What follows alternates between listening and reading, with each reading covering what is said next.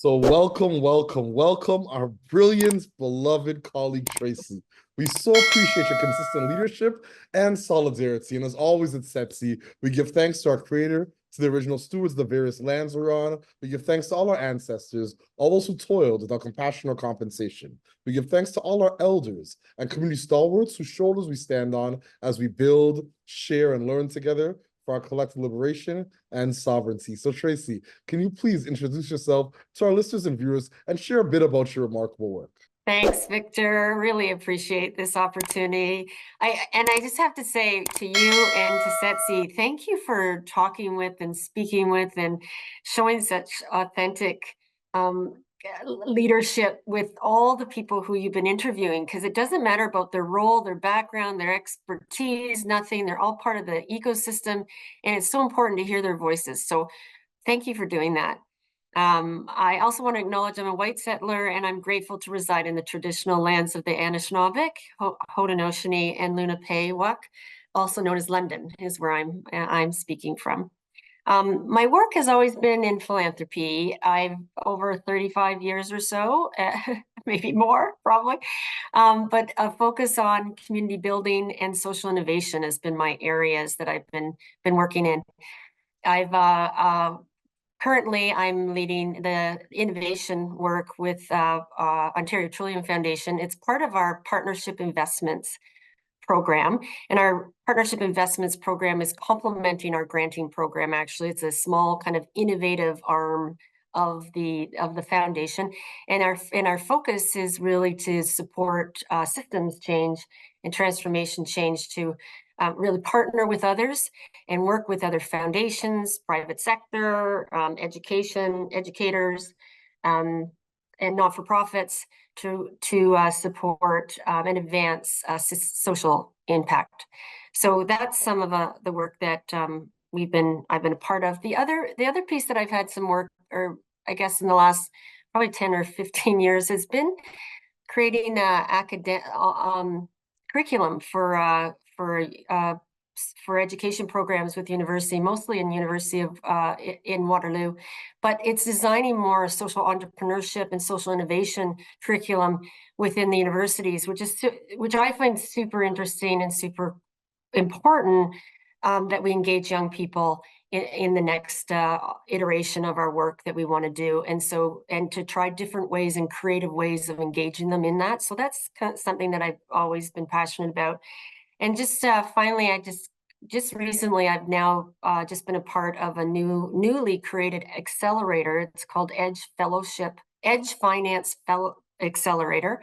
And there's about 25 to 30 of us across US and Canada who are looking at disrupting the finance system and really challenging it. And so it's fun. They're all very interesting from all different areas of the ecosystem. So that's a little bit about what I'm doing. That's incredible. And I think that body of work speaks to why I love working with you as an ally. You come with so many intersectional approaches to this work, and as well, you're a lifelong learner and teacher. You're consistently providing new actual insights and emerging trends in the ecosystem. I don't know how you keep up with it, but I always see your posts on LinkedIn, and this is the assertions and the links and context that you assert on the different tables that we sit at. So once again, I really appreciate all that you do for so many. So my next question, what's inspiring you right now? What has you curious, or what's keeping you up at nights? Yeah.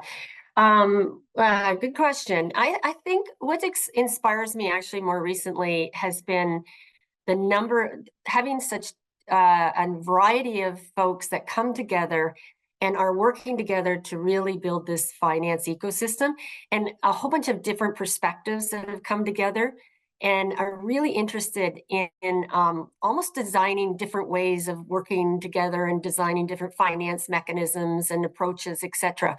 An example of this, over the last month, we just co-hosted with Spring and Thrive Impact Fund Blended Capital Summit, and it just was so it was the energy in the room, and it was so inspiring, and they inspired me because we need to communicate and learn from each other and find out what we're doing and start creating the synergies in order to advance this work. So that was just inspiring to think that, hey, let's come together and figure out what the next level next level work is. The other thing that I has been thinking about is, and been a little bit more involved in, is really the next iteration of, I think that's what they're talking about with impact investing, has been systems investing, systems lens investing. And that's something that's super inspiring me as well. We're doing some work in that field, and it's just, it's starting to percolate and become much more in the much more of our I think in our vision and limelight. So super interested about that work. I think there's a huge interest and need to reimagine what we think about with finance, and also to be coming from a systemic lens, because we have such, the challenges. What keeps you up at night is the challenges that we're dealing with, and the impact that we need to have, and how can we do this in the time that we have. So that's some of the work that's inspiring me, though. Indeed, the blended finance summit was incredible. I'm hoping that it happens again next year. I'm hoping it's annual. It was a remarkable opportunity for colleagues to connect, but once again to ideate around what the future of ecosystems and economies look like, and regenerative frameworks of finance, not extractive models. So once again, remarkable work. I couldn't say enough about being able to contribute, participate, and some of the relationships that were cultivated and built over the course of the summit. So thank you once again for your leadership. So my next question, what challenges and barriers do you face in your work, and what are some of the approaches you and your colleagues are taking to overcome some of these challenges and barriers? Well, I think there's a lot of challenges and barriers, I think, that we face, and one, and I think I'll name a couple. One is definitely this disconnect, and across the ecosystem of work that we want to do in mobilizing capital in community. But there's a disconnect in terms of there's so much good work, and yet we have so many coordinated efforts in pockets, and it seems like we don't necessarily have a well coordinated kind of system that we could put in place. And I guess I mean across the whole finance continuum. So it's not just investors, not just grant makers, but what is that whole continuum, and where are the home offices and the impact, and the angel investors, etc.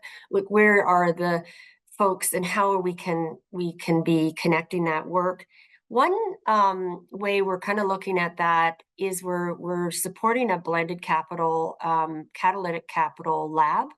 And so this lab itself is just starting to move. It's with others. We only work with others. It's not about us. It's about what's happening in the community. And we're working with quite a few folks. But the hope with this as well is to really support and coordinate a community of practice with not only the social finance funds that we have, local communities, but also to create that coalition of funders and investors that can also prototype with those, blended capital opportunities or catalytic capital opportunities, et cetera. But it's connecting it though with the other work that's going on. So the wholesalers, the accelerators that are happening, and the things like that. So the intent is not to be another entity that some people all need to know about. The intent is, can we connect with what's going on, and leverage what's happening, and really strengthen the ecosystem that we all want to see strengthened. So I would say that's one piece. The other is, I would think that I feel is a challenge and a barrier at times, is this lack of support for infrastructure and for social and relationship infrastructure. We're trying to support networks and ecosystems, rating collaborations, et cetera, to work together to create better outcomes or advance certain social goals or impacts. At the same time, we have trouble getting funding and investment and leveraging it for that work. In terms of relational and social infrastructure, that's so important, because it is relationships. It's relationships that we have with you, and others, that we can, create those authentic kind of connections, but also understand what's happening so that we can work together to do something. And that kind of work is not necessarily funded. So I think that's one reason that I brought in systems investing. I think that's kind of the one way of thinking. But it is something that we're constantly up against as we work in this field.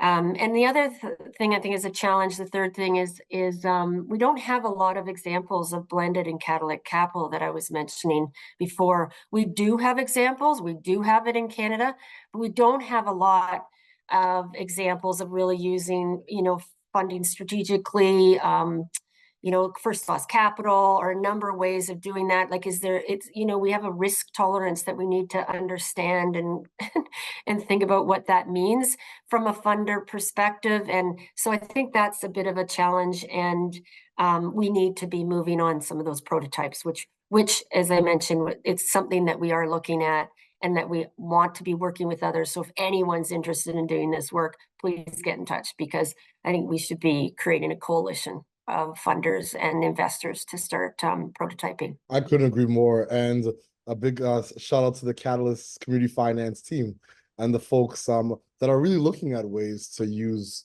capital as a way to, once again, be catalytic, to figure out ways and means to leverage, whether it be public, philanthropic dollars or private sector dollars, to advance a mission and move resources in a different way. I think that the Catalyst team has done a remarkable job, or stewards. And once again, Yes. the stewardship grows, I think we have to become evangelists for this work. Like, how do we onboard more folks to understand the different ways that we can, once again, reimagine how capital can flow in various ecosystems? So my second last question, what is your ultimate goal, and what does success look like to you and your colleagues? So I think if I spoke, I won't speak for my colleagues, but I know that, on our ultimate goal is what everyone I believe in this work really wants to do, and it is to build a strong, vibrant community, and that is something that is an ultimate goal anyway of what we are wanting to do. From my own perspective and my own work, regardless of where I work, I have a goal of really supporting an ecosystem of a finance ecosystem that we mobilize capital to, that's equitable, that's getting into communities that are under-resourced, that are deserving communities, and we need to get into rural and northern areas as well.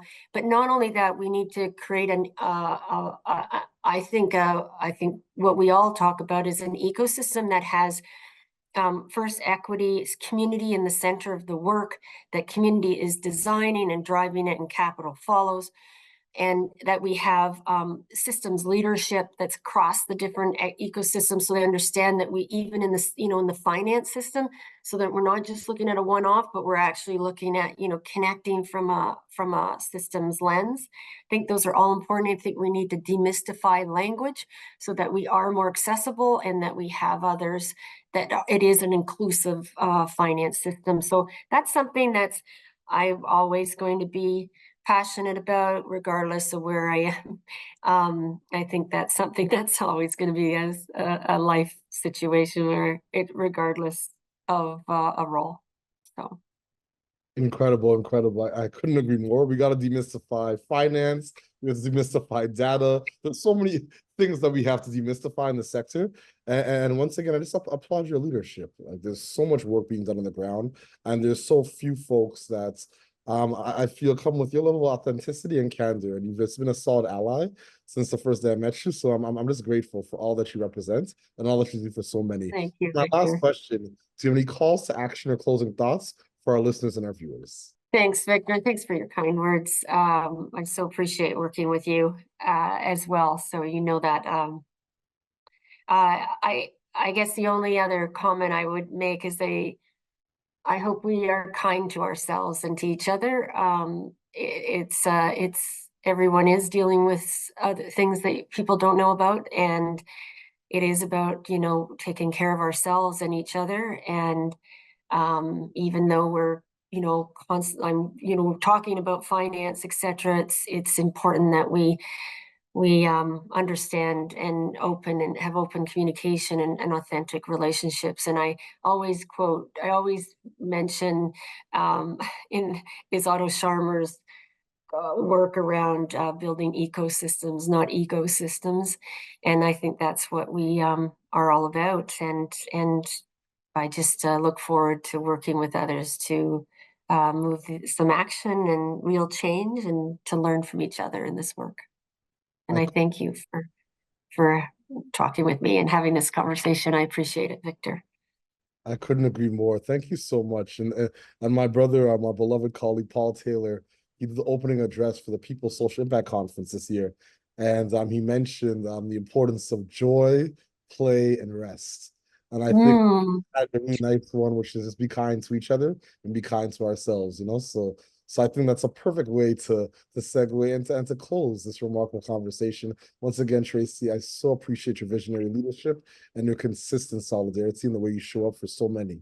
So as always at Setsi, we close the way we began this conversation, this remarkable conversation, by giving thanks and acknowledging the original stewards of the various lands we're on. We acknowledge all our ancestors, all those who toiled without compassionate compensation. We acknowledge all our elders and community stalwarts, whose shoulders we stand on as we build, share, and learn together for our collective liberation and sovereignty. Thank you so much, Tracey. I so appreciate you. Thank you. Thank you, Victor. I appreciate you too.